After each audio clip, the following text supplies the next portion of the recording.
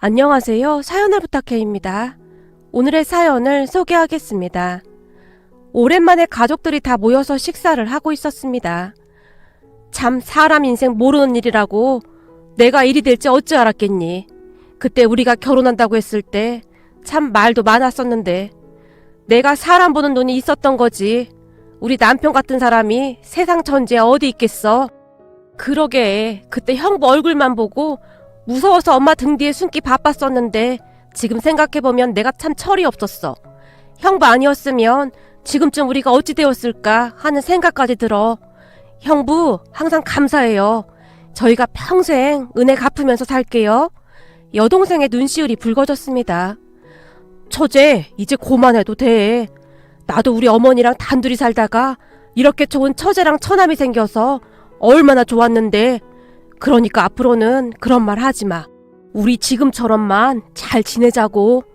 매형이 가족들을 둘러보았어요. 식사를 하는 내내 가족들의 표정은 더할 나위 없이 행복해 보였습니다. 그런 모습을 보며 문득 우리 삼남매가 살아온 인생이 마치 어제 일처럼 머릿속을 스치고 지나갔습니다. 우리 누나는 버스 안내양이었습니다. 누나는 20살 무렵부터 버스 안내양을 시작했습니다. 어려운 집안 형편으로 인해 누나에게는 선택의 여지가 없었거든요. 여동생이 세상에 나온 지 얼마 되지 않아 아버지가 막노동을 하시다가 세상을 떠나셨으니까요. 결국 누나는 학교를 다니다 그만두고 공장에 취직을 해서 돈을 벌었었는데 얼마 뒤에는 식모사를 하겠다며 서울로 올라갔고 그곳에서 한동안 일을 했습니다. 그런데 식모살이 하던 곳 주인집 여자가 그렇게 악독했다고 합니다. 결국에는 참다 얼마 뒤 누나는 아는 사람의 소개로 20살이 되던 무렵부터 버스 안내양을 하게 되었습니다. 그때 당시 누나가 할 수 있는 일은 많지 않았으니까요. 이 누나가 돈 많이 벌어서 올 테니까 니들은 돈 걱정하지 말고 공부 열심히 해야 한다. 그래야 나중에 서름 안 받고 살 수 있어. 누나가 동생과 저를 지그치 바라봤습니다. 그래봤자 누나와 제 나이가 3살 차이였는데 저는 그때 고등학생이었고 누나는 이제 막 20살이었습니다. 누나 덕분에 고등학교까지 다니고 있는데 나도 학교 졸업하면 바로 취업할게. 그때까지만 기다려. 제가 미안한 듯 누나를 바라봤어요. 쓸데없는 생각하지 말고 공부나 열심히 해. 그래야 누나가 고생하는 보람이 있지. 니들은 다른 생각하지 말고 공부나 열심히 해. 누나가 단호한 목소리로 말했어요. 그 뒤 누나는 서울로 올라가서 버스 안내양을 시작했습니다. 아마도 우리 나이대 분들이라면 버스 안내양이란 직업을 다들 아시리라 생각합니다. 그때 당시 버스에는 버스 안내양이 한 명씩 있었으니까요. 버스 안내양이었던 누나는 새벽 5시에 출근해서 밤 늦게까지 일을 해야만 했습니다. 이제 막 20살이 되었던 여리디 여린 누나는 늦은 밤까지 버스에서 일을 했습니다. 가끔 집에 내려온 누나의 말에 따르면 항상 잠이 부족했기에 아침밥을 제대로 먹고 다닌 적이 없었다고 할 정도였어요. 노는 날 집에 내려온 누나는 종일 잠만 자기 바빴는데 잠을 자다가 가끔은 잠꼬대를 하기도 했어요. 오라이! 라는 말을 중얼거리기도 했거든요. 누나의 잠꼬대에서 삶의 고단함이 그대로 느껴지곤 했습니다. 평소 내성적이던 누나는 버스 안내양이 합격하자마자 오라이! 라는 말을 수도 없이 많이 연습했으니까요. 오라이! 이 말이 안 나오면 어쩌나 그게 제일 걱정이야. 내가 자세히 보니 아주 큰 소리로 말을 해야 하더라고. 오라이! 내 목소리 어떠냐? 좀 크냐? 누나가 버스를 탕탕 치는 흉내를 내며 힘껏 오라이를 외쳤습니다. 글쎄, 근데 목소리가 조금 작은 것 같은데? 버스에 사람이 엄청 많잖아. 그래서 더 크게 해야 할 것 같은데? 오라이! 이 정도는 돼야 하지 않을까? 제가 목청껏 외치며 누나를 바라봤어요. 오라이! 이렇게 해야 하는 거 아냐? 우리 뒤에서 책을 읽고 있던 여동생이 우리를 보며 깔깔 웃어댔어요. 그렇게 우리 셋은 한동안 오라이를 연습하며 얼마나 웃었는지 모르겠습니다. 작은 방에 앉아서 셋이서 깔깔거리며 웃던 그때가 바로 엊그제 일 같은데 벌써 우리 삼남매가 이렇게 나이를 먹었네요. 우리 누나는 그렇게 버스에서 오라이를 몇 번이나 외쳐댔을까요?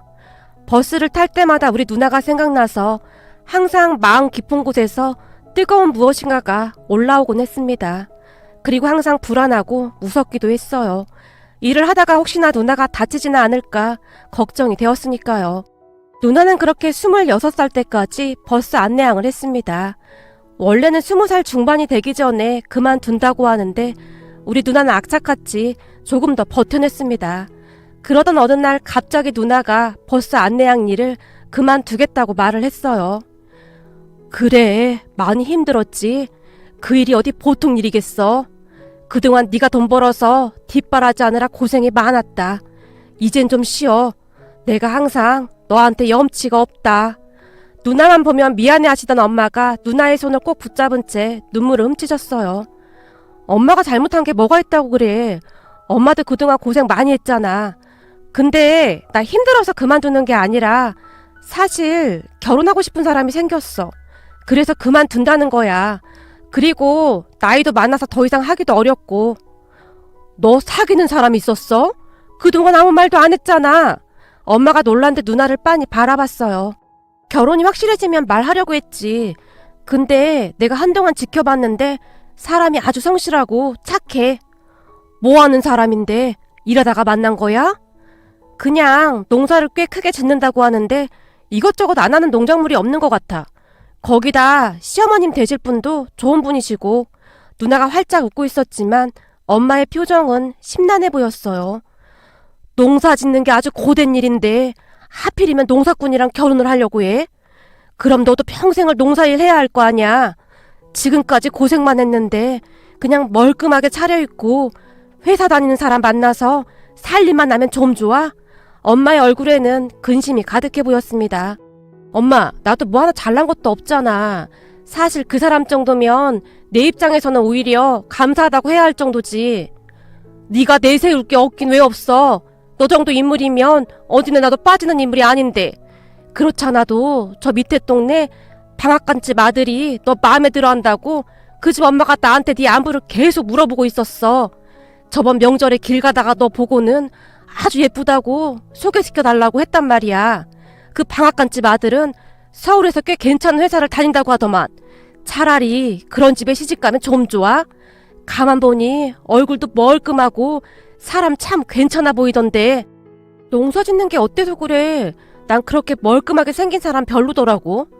남자답게 생긴 사람이 좋아. 기생오라비처럼 생긴 사람 진짜 별로야. 누나는 이미 결정을 한 것인지 그 어느 때보다 단호했어요. 근데 어떻게 만난 거야?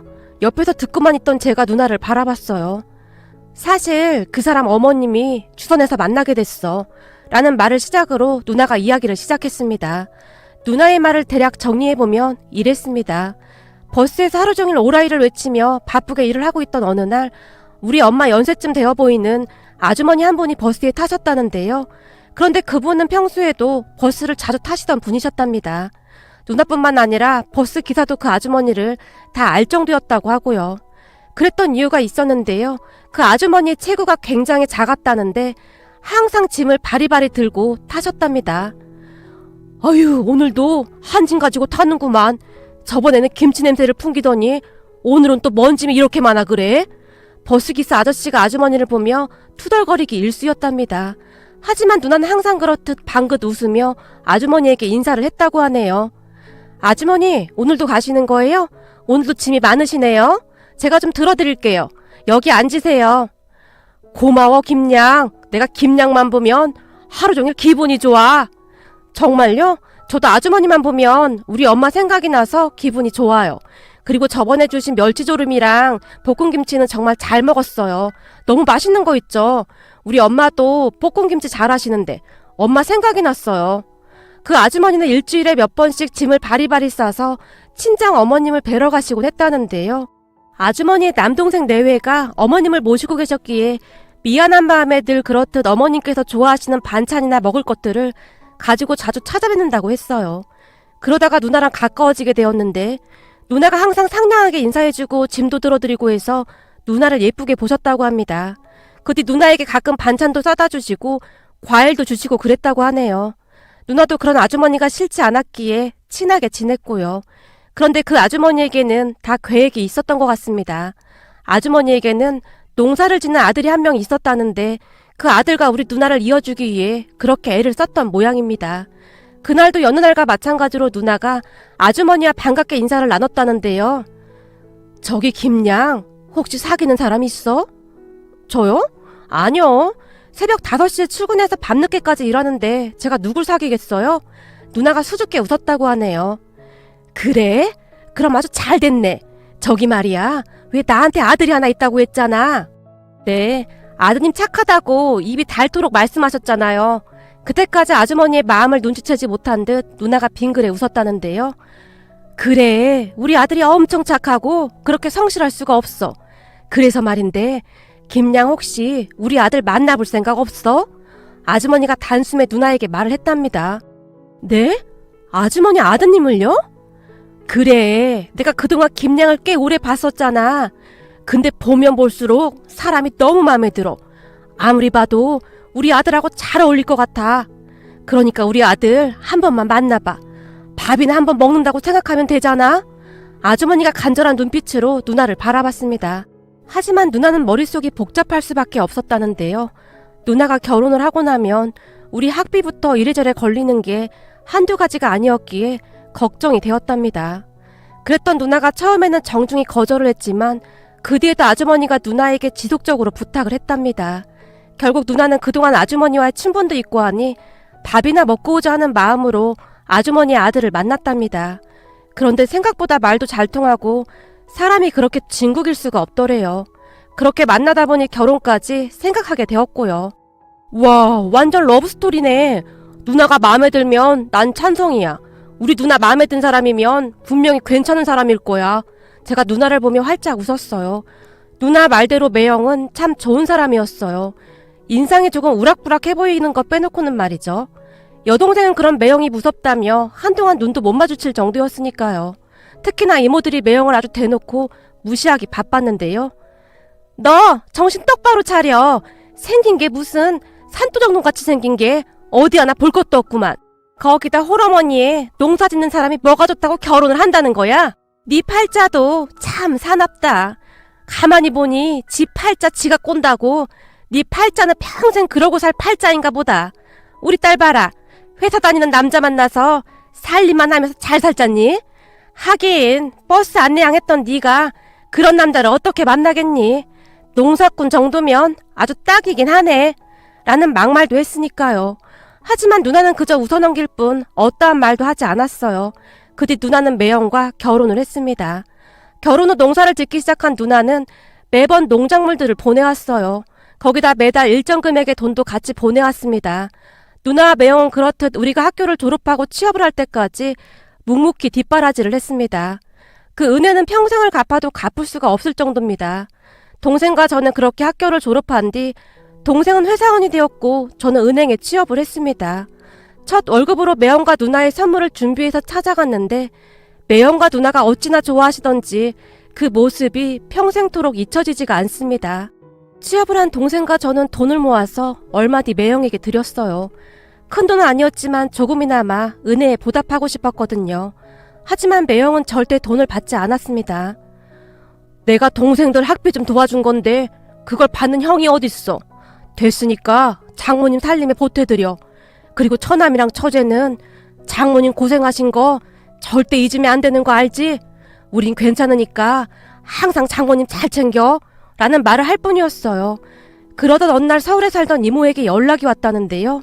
이번에 니들 이모 생일 때 사촌 누나 집에서 다 같이 밥 한 끼 먹자고 하더구나. 이모가 니들도 다 왔으면 하던데 다들 올 수 있는 거지?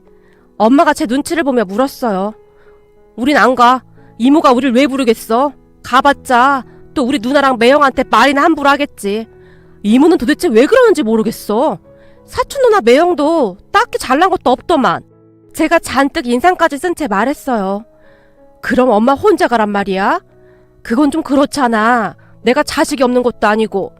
그리고 니들 이모가 그러는 거 하루 이틀도 아니고 그냥 모른 척해. 엄마가 계속해서 제게 부탁을 했어요.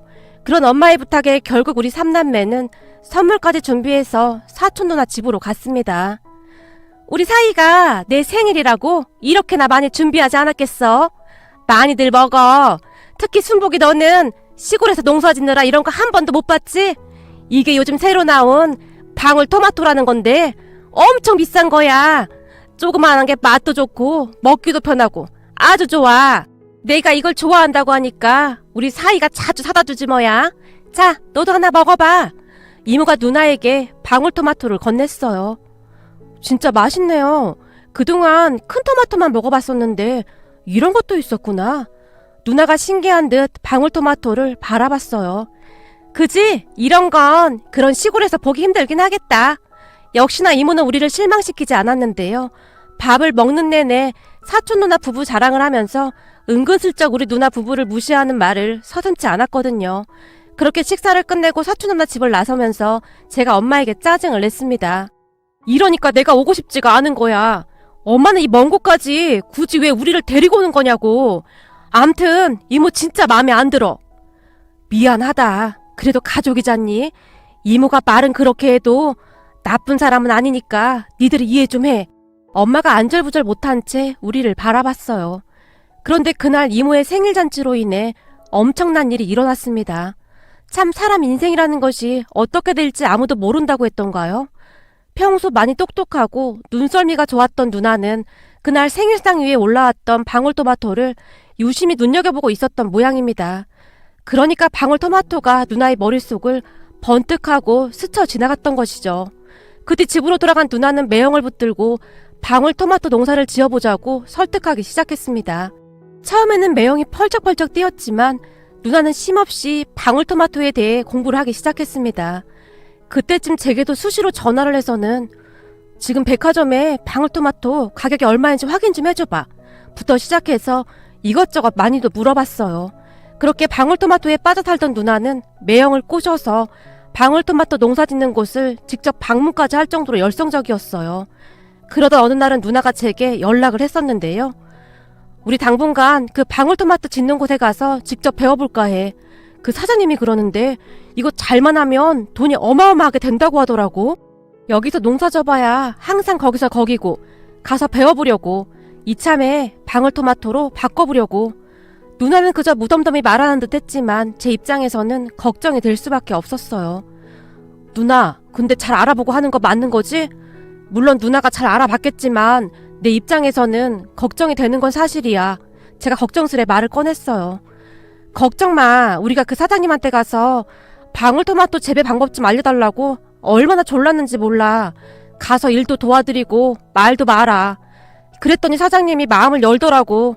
지금은 엄청 잘 도와주셔. 내가 인복은 있나 보다. 참 좋은 분이셔. 그 사장님 눈에 들기 위해 얼마나 많은 노력을 했을지 안 봐도 눈앞에 그 모습이 그려질 정도였습니다. 우리 누나라면 그러고도 남았을 테니까요. 그 뒤 누나와 매형은 그 방울토마토 재배 농장에 가서 일꾼으로 일하면서 재배 방법을 배워나갔습니다. 우리 누나가 얼마나 꼼꼼하냐면요. 그 줄쳐진 공책에 사장님이 말씀해주신 것들을 어찌나 꼼꼼히 메모를 해뒀던지 공책을 보던 제 눈시울이 붉어질 정도였습니다. 낮에는 종일 일을 하고 밤에는 잠도 설친 채 그렇게 정리를 했더라고요. 아버지가 일찍 돌아가시고 엄마와 함께 우리 가족을 책임져야 했던 누나는 항상 절박한 심정으로 세상과 맞서곤 했었으니까요. 그런 누나의 마음이 고스란히 느껴져서 저도 모르게 눈물이 멈추질 않았습니다. 그리고 그 뒤 누나와 매형은 방울토마토 농사를 시작했는데 첫 해에는 실패를 했습니다. 하지만 누나는 실패를 전혀 두려워하지 않았어요. 다만 실패한 부분에 대해 매형과 함께 연구하고 또 연구했습니다. 그리고 그 다음 해부터 방울토마토 농사가 대박나기 시작했는데요. 어느 날 제가 매형에게 전화를 했습니다. 매형, 올해는 좀 어때요? 농사는 잘 됐다면서요. 혹시나 농사 잘 안 돼서 돈 때문에 힘드시면 말씀하세요.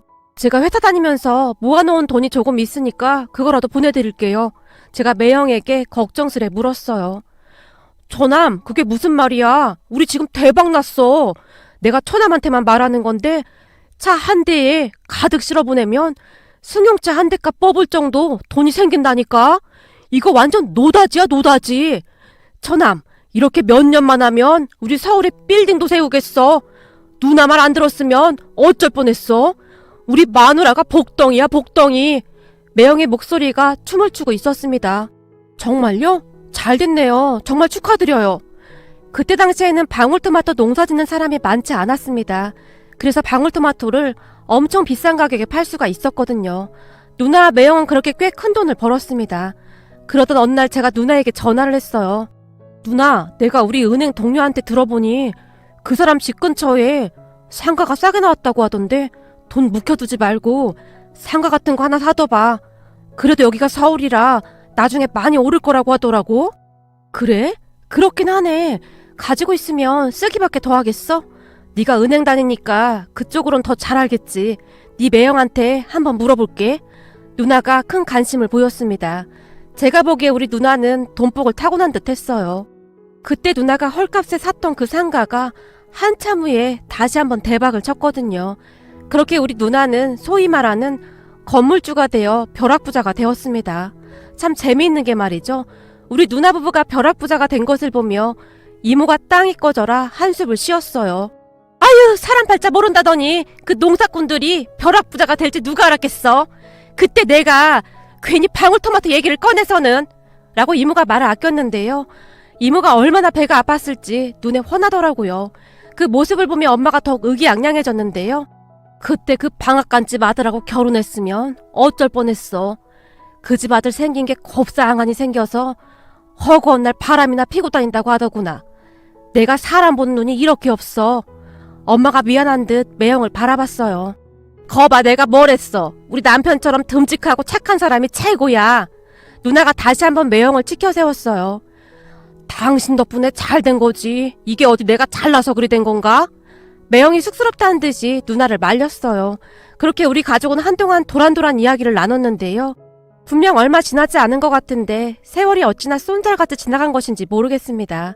우리 삼남매는 아직도 그때 그 추억이 떠오르곤 하는데요. 지나가는 버스를 볼 때마다 버스에서 오라이! 라고 외치던 누나의 모습이 잊혀지지가 않습니다. 오늘의 사연은 여기까지였습니다. 즐겁게 보셨다면 구독, 좋아요 부탁드립니다. 고맙습니다.